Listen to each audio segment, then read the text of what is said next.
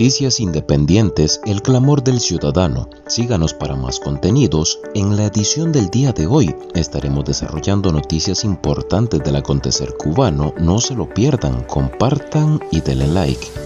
Detenido en Bahamas y en riesgo de deportación preso del 11J que huyó de Cuba. El preso político cubano Marco Antonio Alfonso Breto, de 21 años, quien escapó de Cuba por mar en marzo pasado para intentar llegar a Estados Unidos, se encuentra detenido en una prisión en Bahamas, sin posibilidad de comunicarse con su familia con frecuencia y en riesgo de ser deportado a Cuba, informó su madre, María Isabel Breto Fleitas. Alfonso Breto fue uno de los jóvenes del barrio La Guinera, en La Habana, que salió a la calle para protestar en contra del régimen de Miguel Díaz-Canel, el 12 de julio de 2021, y exigir libertad, respeto a los derechos humanos y el fin del comunismo. El manifestante, de 19 años de edad en el momento de su arresto, fue acusado del delito de sedición contra la seguridad del Estado. De acuerdo con el informe de detenidos de la organización independiente Justicia 11J, Alfonso Breto fue también torturado con quemaduras de cigarro. Meses más tarde, el joven fue sentenciado a 9 años de privación de libertad, medida que luego quedó reducida a 5 años de trabajo correccional con internamiento. Sin embargo, en noviembre de 2022, salió de pase y se dio a la fuga. El gobierno cubano vuelve a usar reclutas del servicio militar como bomberos, al menos 5 heridos. Uno de ellos grave, es el saldo de un incendio en un almacén de resinas en Manzanillo, en la provincia de Granma. El siniestro ocurrió este pasado jueves cerca de las 5 de la mañana en un depósito de la empresa estatal Astilleros del Golfo, informó la prensa oficial. En el hospital Celia Sánchez Manduley, donde se atendieron a los lesionados, se supo que el que se encuentra grave es el jefe del comando de bomberos, de 35 años. Del resto de heridos, que también trabajaban en la extinción del incendio, al menos 2 de ellos, de 19 años, eran reclutas del servicio militar obligatorio. Los otros 2 tenían 20 y 21 años, respectivamente. Viviendo en un pantano. Residentes del barrio habanero de Santa Fe denuncian que están viviendo hace años en el pantano. La calle 304 de esa localidad tiene agua acumulada, mosquitos, infección y nadie se preocupa por esto. Según los pobladores de la zona, hace siglos que está así. Veamos parte del estado de la calle.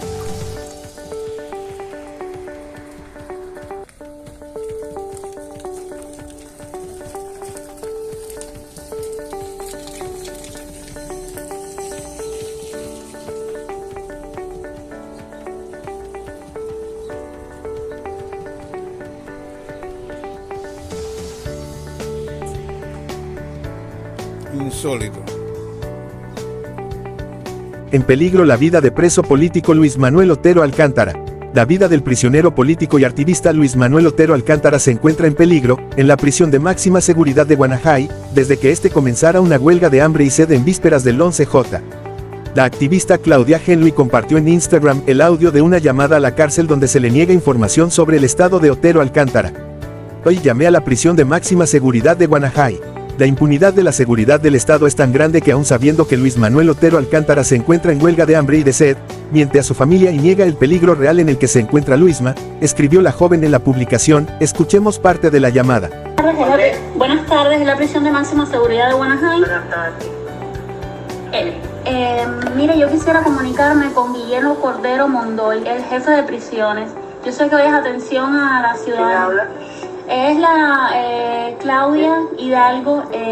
Soy familiar de un preso, pero hoy me fue imposible trasladarme hasta ahí, hasta la prisión. Y por favor quisiera hablar con él porque necesito información sobre un preso. Ordene. Buenos días. Yo quisiera hablar con Guillermo Cordero Mondoy, el jefe de prisiones. ¿Quién es? Es Claudia Hidalgo. ¿Cómo que quiere hablar con él? Claudia Hidalgo. Soy un familiar de un preso. ¿De qué preso? De Luis Manuel Otero Alcántara. No puedo darte esa información. Tenías que venir hoy. Fuimos. El problema es que sí fuimos.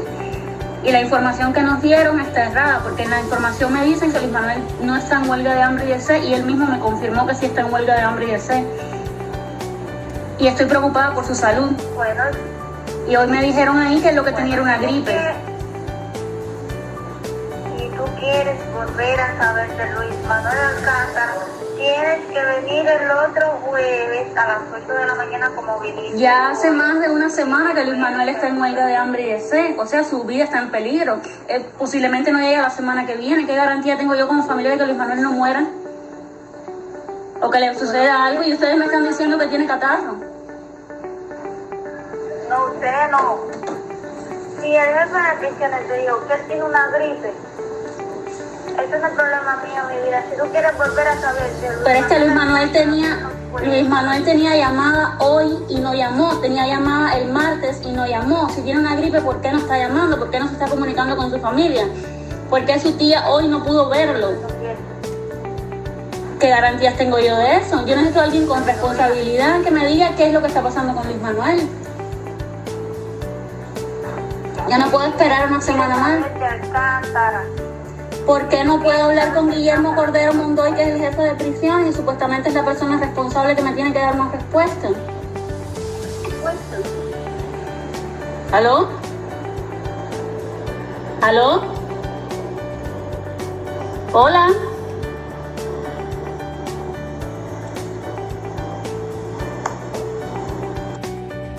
Opositor cubano Guillermo Fariñas depone huelga de hambre.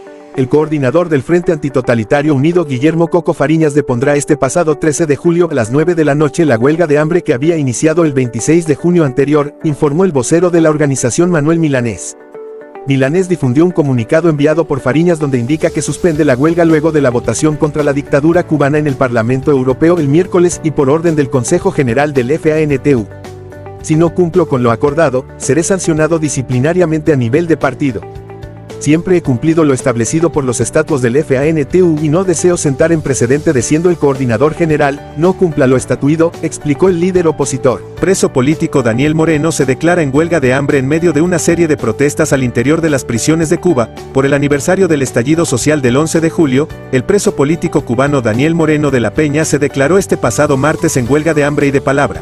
Informó su esposa, Evelyn Zúñez Salazar. Zúñez Salazar recibió la noticia de la huelga mediante una llamada de su esposo que pudo grabar. Yo, Daniel Moreno de la Peña, injustamente detenido y privado de libertad en el Combinado del Este, me declaro en huelga de hambre y de palabra contra este gobierno.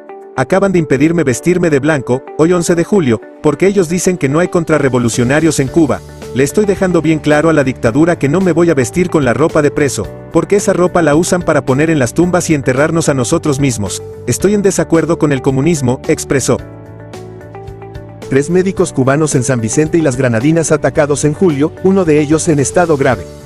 3 miembros de las brigadas médicas cubanas que se encuentran sirviendo en San Vicente y las Granadinas han resultado víctimas de violentos ataques en esta primera quincena de julio, según dio a conocer el diario local Street Vincent Times. El primer ataque lo sufrió el doctor Alfredo Batista Salgado, quien el pasado 1 de julio fue apuñalado en el vientre cuando regresaba de un acto en Victoria Park, explica la publicación. El ataque ocurrió en Kingston, la capital sanvicentina, y el galeno tuvo que ser intervenido de urgencia e internado en la sala de cuidados intensivos del Milton Cato Memorial Hospital, donde permanece en estado grave, explicó la fuente. Clamor de justicia persiste a 29 años de la masacre del remolcador 13 de marzo. 10 menores de edad fallecieron en el hundimiento del remolcador, 13 de marzo, hace 29 años. El grupo zarpó a unos 300 metros de la capitanía del puerto de La Habana, el 13 de julio de 1994. La embarcación bordeó despacio el área de regla, en silencio, para que nadie sospechara que se trataba de una fuga. Jorge García Más perdió en la tragedia a 14 familiares, un hombre al que le sobrevivió una hija, y hoy relata. La cifra total de viajeros a bordo del 13 de marzo aquella noche eran 68 personas, de ellas, sobrevivieron 31 y desaparecieron 37. De los 37, 10 eran niños, la más pequeñita, Helen Martínez Enrique, tenía 5 meses y medio solo, y el mayorcito de los niños tenía 12 años, que es Eliezer Suárez, relató García Más. Ni los propios viajeros, ni el organizador de la expedición, sabían la totalidad de personas que viajaban allí y esto se puede aclarar muy bien sabiendo que la salida es una salida secreta, que la famosa lista inicial de viajeros la manejaba nada más que Fidencio Ramel Prieto Hernández, que era el organizador de la fuga. Entonces, los propios viajeros no sabían ni el sitio, no sabían la hora, agregó el superviviente. Según García Más, ninguno se conocía, aunque todos eran familias entre sí. Nos despedimos de una edición más de noticias, no sin antes invitarlos a que se suscriban, compartan y le den like.